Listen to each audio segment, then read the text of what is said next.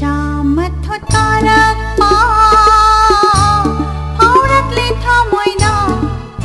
kainuma le shamat thotarak pa phaurak le thamoina kainuma pakhang mapung farak pa phaurak le thamoida kainuma leita phong khang hande aigi wakhal ase nanak teleng dana lainingi masibo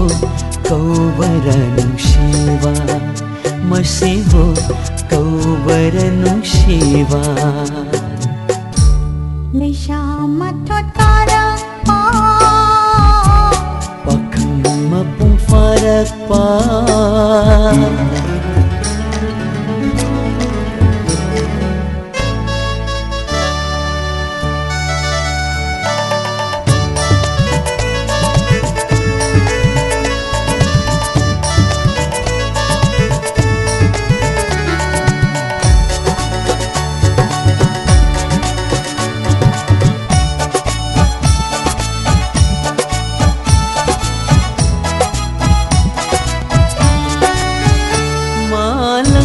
Surana khotha yai basu nungsina pauni ne pamubi nungsina pauni ne pamubi lekol gilai rangna momonok basu nangina tauni ne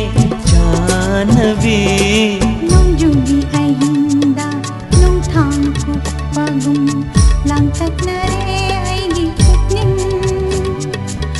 Santa ayuta kukil na kong bagong sumhat pinikaini kamo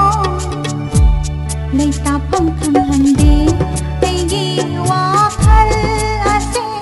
nanak teleng danalay ningi masibu kaubaranung shiva masibu kaubaranung shiva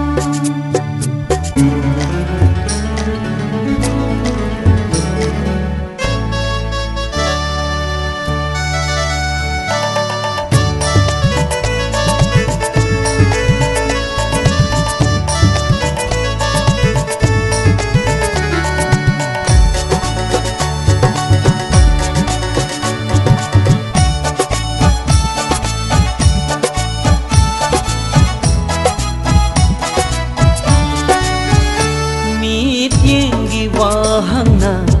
okho chan basu nungshi maram chatni pamubi nungshi maram chatni pamubi nong dolai chilna kuna pai basu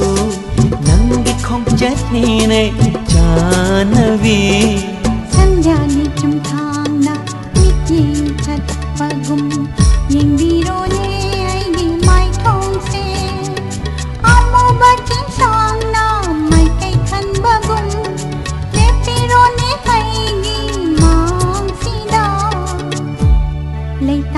khang hande aigi wakhal ase nanak teleng danalay ningi masibu kaubaranung shiva masibu kaubaranung shiva